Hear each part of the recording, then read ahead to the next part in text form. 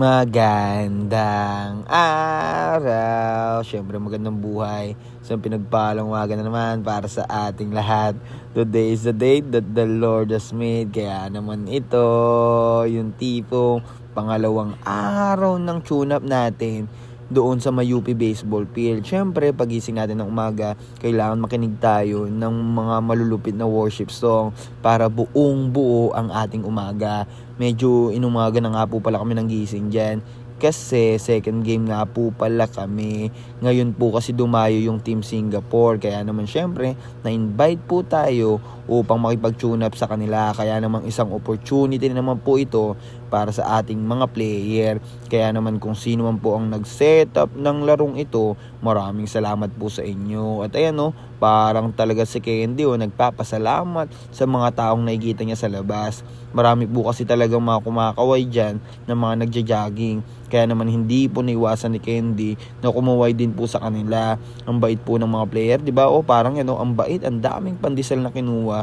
Yung tipong inaalok ko siya kanina sa dorm kung kumain na ba siya. Sabi niya kumain na daw siya. Tapos bigla-bigla pagdating dito, porket may libreng pandesal, talaga namang inubos at sinulit na. Pero syempre dahil umaga, dahil maganda ang gising, dahil may kape, ibang iba talaga pag sinamahan mo ng pandesal. At ayun nga po pala, naglalaro po yung UP at Singapore dyan. After nilang maglaro, kami naman po yung maglalaro. At syempre ang makakalaban natin ay yung Team Singapore na maglalaro sa SEA Games. Pero syempre bago ang laro, kailangan mag-sunblock. Kailangan ingatan natin yung sarili natin. Pero isipin nyo to, hindi lang sarili natin yung iniisip natin, kundi pati yung mga best friend natin. Mag-best friend po talaga yan, sobrang sweet nila.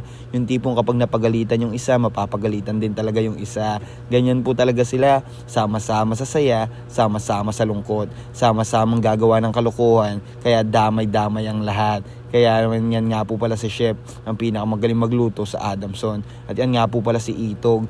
Yun nga po pala yung pinangalan sa kanya nung pumunta kami ng Sagada. Kitang-kita nyo naman yung swing niya dyan, no? Oh, diba? Sobrang matigas. Parang yan lang, matigas po talaga yan. Yan nga po pala si Majin Buu. Ewan ko po kung bakit siya tinawag na Majin Buu. Basta sabi, kamukha niya lang po yung nasa Dragon Ball Z. Pero ayun, after ng warm-up, isang quick meeting lang. Syempre, yan nga po pala yung Adamson team. Ang ganda ng jersey, di ba? Gawa nga po pala ng TechBiz Athletics yan o TechBiz. Baka naman sa UAAP malapit na, baka isang team naman, sana mapanood mo to. Pero syempre gusto pa rin namin magpasalamat sa TechBiz Athletics kasi binibigyan talaga kami ng malaking discount. Kaya kayo kung gusto niyo ng malaking discount, huwag niyong kalimutan gamitin yung promo code na Coach Kyle or Magandang Buhay. Isipin niyo kung gaano kaganda yung jersey namin dyan. Isipin niyo, Team Adamson na yan, naglalaro sa UAP. Pero yung gamit naming jersey is galing sa kanila. Kaya naman sa lahat ng gusto mag-order, PM nyo lang sila. Huwag nyong kakalimutan, banggitin yung pangalan ni Coach Cal. Promise talaga, makakatipid kayo ng malaki. Parang yan si Kenneth, seryosong seryoso. Siya daw po kasi yung pupukol na una, kaya game mode siya. At ayan, grabe talaga si Candy. Naalala ko na naman yung kaaway niya kahapon. Kinakaway niya yung mga nagja-jogging sa labas. Sobrang bait kasi talaga nito. May kumaway kasi na lalaki, tapos kinawayan niya rin pabalik. Sabi daw, hi, solid. Kala mo talaga naririnig siya sa loob. At ayan na nga, nag-umpisa na yung laro dyan. Yung tipong ang ganda talaga nung umpisa nung dalawang batter.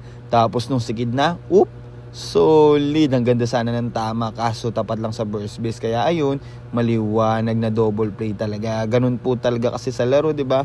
Minsan maganda sa umpisa, pero syempre hindi natin malaman yung mangyayari sa susunod. Kaya naman kapag batter kayo at runner kayo, palagi nyong iisipin yung situation. For example, less than 2 outs tapos may runner sa first.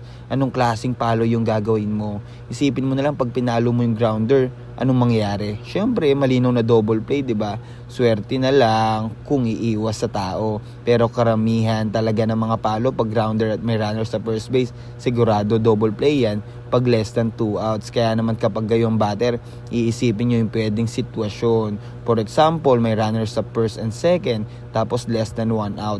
ano yung possible play na pwedeng ipagawa sa inyo ng coach. 'Di ba pwedeng ipaban para iwas double play? Ganun yung gusto kong sabihin sa inyo. Ganun yung gusto kong iparana sa inyo.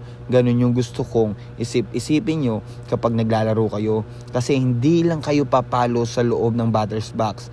Dapat iisipin nyo rin yung mga pwedeng possible na mangyayari para maiwasan natin yung malaking pagkakamali.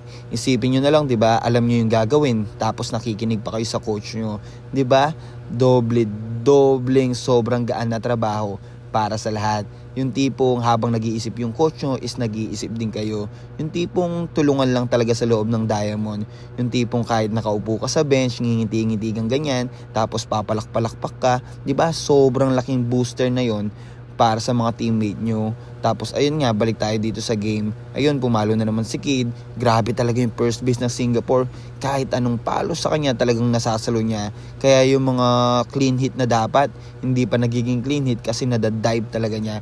Kaya naman kung sino man yung first base ng Singapore dito, shout out talaga sa'yo. Kasi kung may MVP man sa laro na to, ibibigay namin sa'yo.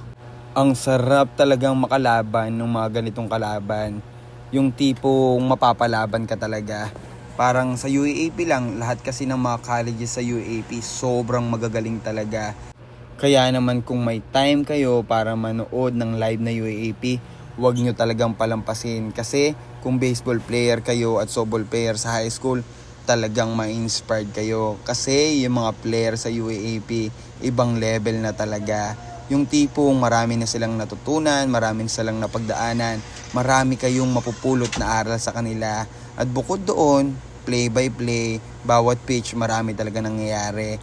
Sabi nga nila sa baseball, bilog at maliit yung bola, hanggat hindi natatapos yung 27 outs, hindi mo malalaman kung sino yung mananalo sa dulo. Kaya kung isa ka rin baseball player at softball player, sigurado maiintindihan at naiintindihan mo yung sinasabi ko.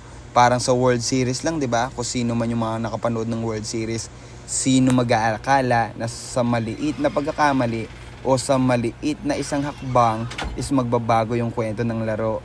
Ganyan talaga sa baseball at softball. Hanggang dulo, dapat tatapusin mo. Dapat hindi ka uuwi. Dapat siguraduhin mong may matututunan ka kapag sumakay ka na kung saan ka mapapunta. Bago matapos ang video na to, gusto kong magpasalamat sa Team Singapore syempre at sa lahat ng bumubuo at yung mga dahilan kung bakit kami nandito. Ako nag-video ngayong araw. Evan, bas doon eh. Cameraman. Sa football yun. Cameraman ng Adamson. Kaya lang. At bago matapos ang video na to, tandaan nyo palagi, libreng mangarap, kaya naman tuloy ang pangarap.